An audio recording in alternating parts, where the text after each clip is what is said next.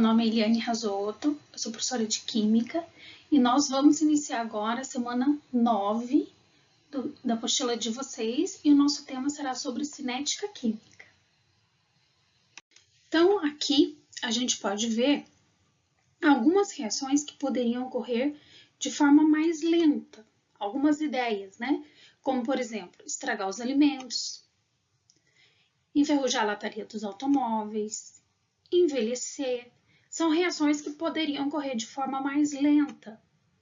Ao passo que algumas reações poderiam ocorrer de forma mais rápida, por exemplo, cicatrizar ferimentos, desintegrar um plástico, que é um problema ambiental grave devido ao tempo que ele permanece na natureza, endurecimento do concreto, né? Não que não haja estudos para que isso aconteça de forma rápida, mas naturalmente não se tem isso de forma rápida.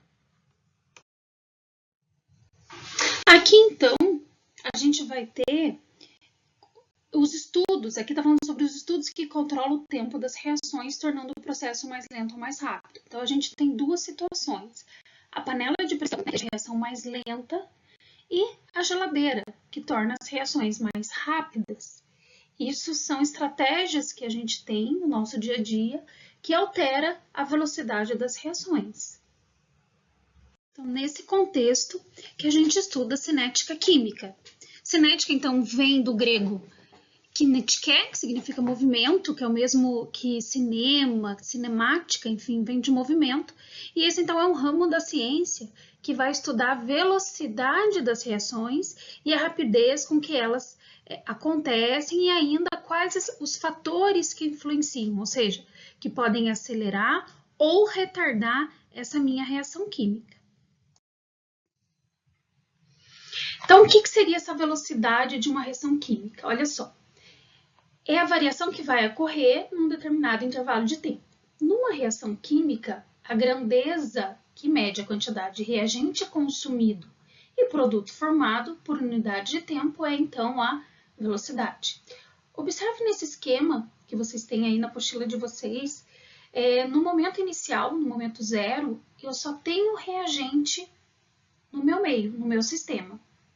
Quando passa o tempo de 20 segundos, por exemplo, eu já começo a ter uma quantidade maior de produto, né, em azul, e menos quantidade de reagente em vermelho.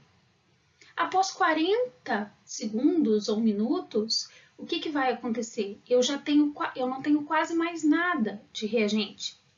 Eu já tenho quase tudo formado em produto. Então, o que acontece ao longo do tempo? Os reagentes vão sendo consumidos e os produtos vão sendo formados, ok? Então, a quantidade de reagente ou produto, a gente mede em massa, que pode ser grama ou quilo, mol, o número de moléculas, volume, né, ou concentração, em mol por litro. O tempo, a gente sempre mede em horas, minutos ou segundos, ok? Então, a velocidade é sempre expressa em mol por minuto, mol por hora, grama por segundo, enfim, uma infinidade de formas da gente expressar a velocidade de uma reação aí. Então, a gente vai, com isso, desenvolver o conceito de velocidade média. O que seria a velocidade média? Vocês estão acostumados muito a ver esse conceito na física, né? Que é a velocidade de um determinado automóvel, por exemplo, num determinado período de tempo.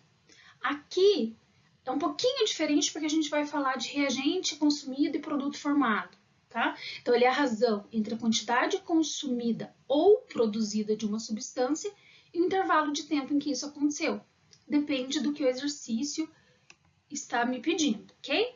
Então, a velocidade média em relação ao componente é a variação em módulo, porque eu não posso ter esse valor negativo, do reagente ou produto num certo período de tempo. Ou, essa variação, então, a gente vai considerar um estado final menos um estado inicial. E a variação de tempo também. Então, aqui tem um exemplo que eu quero fazer com vocês. Então, veja só. Ela é o exercício número 5, ok? Então, veja. Os dados a seguir correspondem à variação da concentração do produto em função do tempo para a reação X mais Y dando W. Então, vamos lá. A concentração 0, 0,6, 1, 1,4, 1,7, variando de 1 a 4 minutos. E ele quer a velocidade média no intervalo entre 1 e 3. Entre 1 e 3, ok? Para a formação de W.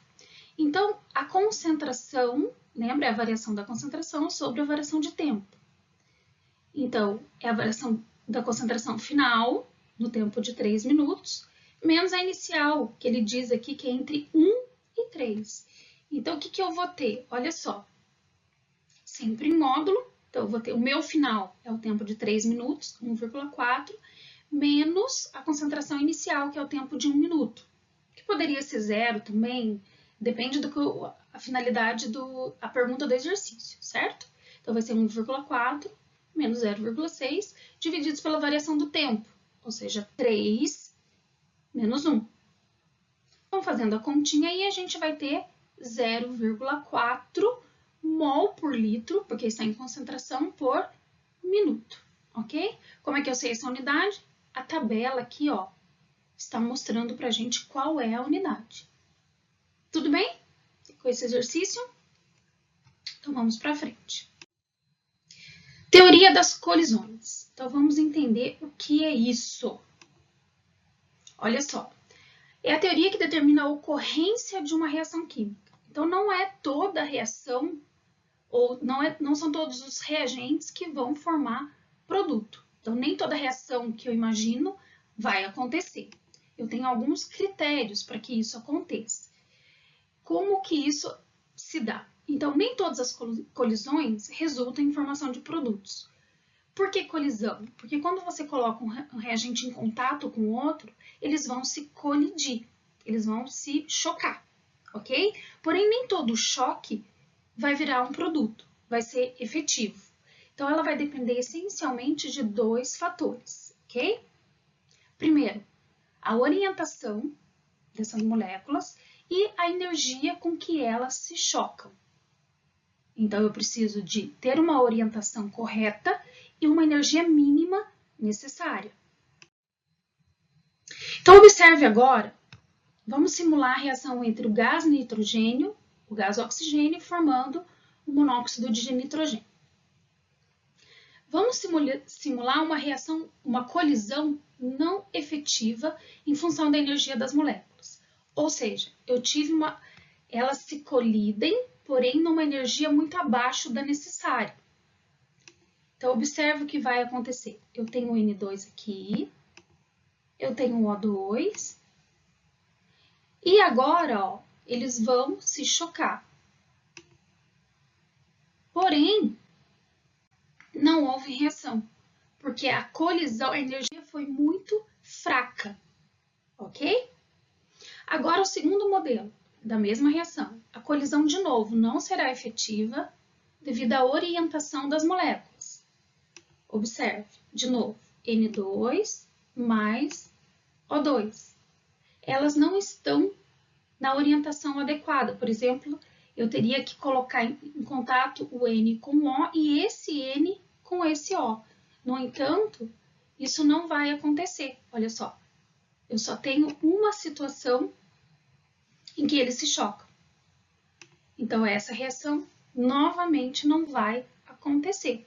Então, no primeiro caso, eu não tenho energia suficiente, o choque não foi efetivo, a energia foi baixa, e nesse segundo caso, a gente não teve uma orientação adequada, ou seja, a geometria, a posição delas não foi favorável.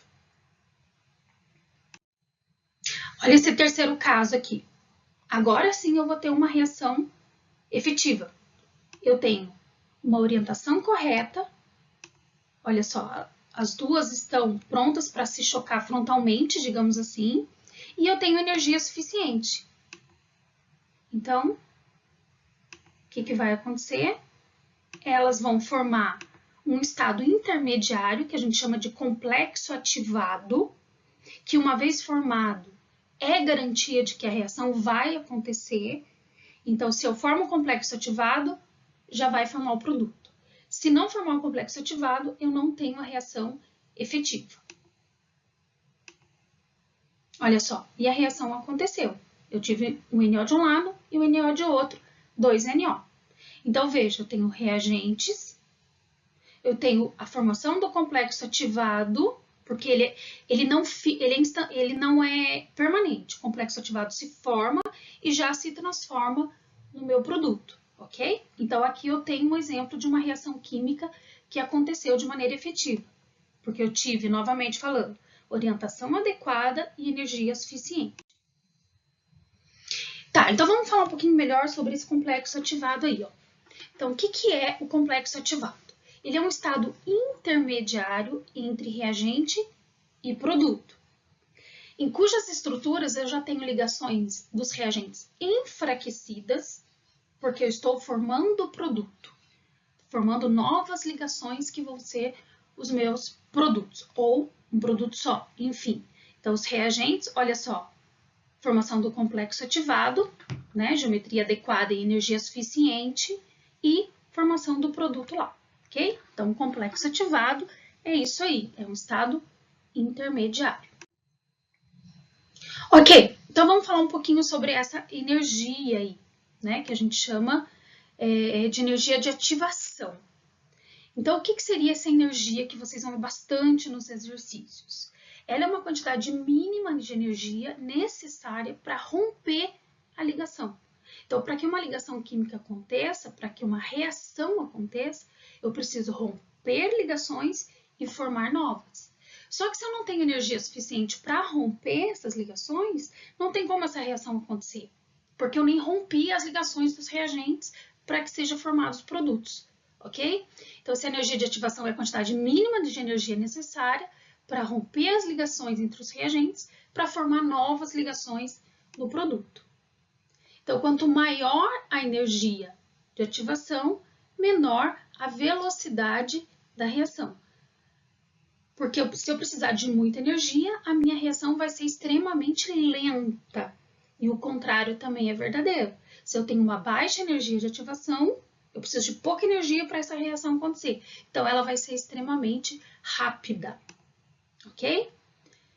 É o que está escrito aqui, ó. Quanto menor a energia de ativação, mais rápida ocorre a reação. Quanto maior for a energia, mais lenta ela será. Ok?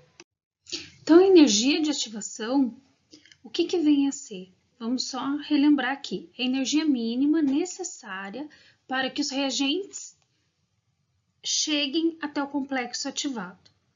Então, a gente chama a energia de ativação de uma barreira, ok?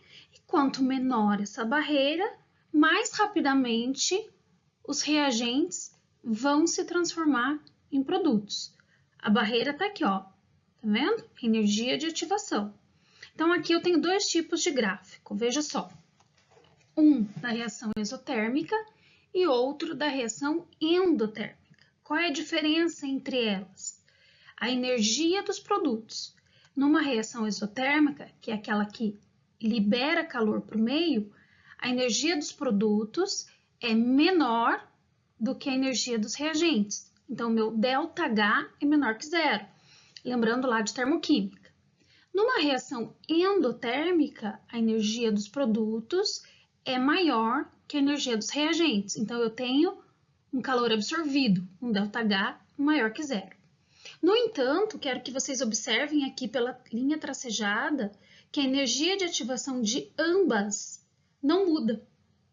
Então, o tipo de reação química, se ela absorve ou libera calor, não interfere na barreira energética que ela precisa vencer para que o reagente se transforme em produto. Ok? Então, lembre-se, energia de ativação é uma barreira. Quanto menor essa barreira, mais rápida é a minha reação. Quanto maior essa barreira, mais lenta é a minha reação. E dos dois tipos de reação, tanto da exotérmica quanto da endotérmica, essa quantidade de energia não é influenciada pelo tipo de reação que eu trato.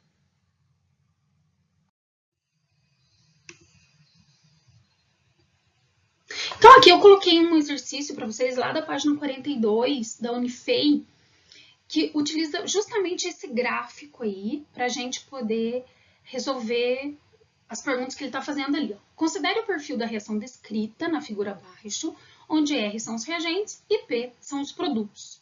A energia de ativação, ele quer saber quando ela vai ser maior, quando ela ocorre em qual direção. Então, vamos adotar dois critérios aqui. Reagente indo para produto. Essa a gente vai chamar de reação direta, tá? Eu tenho uma energia de ativação aqui, ó. Tem uma energia, vou pegar uma mais fina aqui, uma energia de ativação aqui, ok? Energia de ativação. E a reação inversa é o produto virando reagente, ok? Então, eu tenho aqui embaixo o produto virando reagente. E ele quer saber, que seria aqui embaixo, qual dessas energias é maior? Olha só, a da reação direta, indo do reagente para o produto, ou da reação inversa, indo do produto para o reagente. Porque eu sempre considero do início até a formação do complexo ativado. Lembra do complexo ativado? Que a gente tem lá na crista da onda, né? Digamos assim. Então, se formou o complexo ativado, é sinal de que a reação vai acontecer, ok? Então, a reação direta tem uma energia de ativação 1 e energia de ativação 2 aqui da reação inversa. Então, qual delas é maior? Olha só, da reação direta, da reação inversa. Direta ou inversa, tanto faz, vai ser igual, ou do pico máximo de energia. Aqui ele está falando do complexo ativado, né? Então, o que a gente pode perceber? Que a reação inversa é muito maior do que a da reação direta, ok? Então, eu vou ter aí a letra B como correta. Continuando, então, aqui. Então, vamos organizar as nossas ideias, esse resuminho bem legal que vocês têm aí na apostila de vocês. Sobre teoria de colisões, que é bem importante que vocês entendam como que a reação acontece, por que que ela acontece e onde que vai impactar aí. Então, vamos lá. Teoria das colisões. Em que todas as colisões podem ser ou elas são efetivas ou elas não são. Quando elas são efetivas, as moléculas devem apresentar orientação favorável e energia suficiente, certo? Energia de ativação mínima. Se elas não forem efetivas, que ocorreu quando a orientação foi desfavorável ou a energia foi insuficiente, ok? Então, a teoria das colisões é resumido nesse quadrinho aí bem legal para vocês. Pessoal, então aqui, vamos só finalizar colocando, quero que vocês façam as tarefas, bem importante vocês fazerem as tarefas, porque esse conteúdo, ele é essencialmente prático, digamos assim, é fazendo o exercício que a gente vai entender, ok? Então, por favor, olha só, lá no livro de vocês, na página 41 e 42, as atividades de 1 a 4 são bem importantes vocês fazerem, elas são escritas, né, discursivas, e a 7 e a 9, porque a 8 a gente já fez aqui, lá no exemplo que eu dei para vocês. E na seção hora de estudo, lá da página 57 e 58, vocês vão fazer o 6, o 8, o 9, o 11 e o 12, ok? É bastante de exercício, mas extremamente importante que vocês façam, ok? Que vocês tenham dúvida, que vocês tirem essas dúvidas, tá bom? Pessoal, é isso.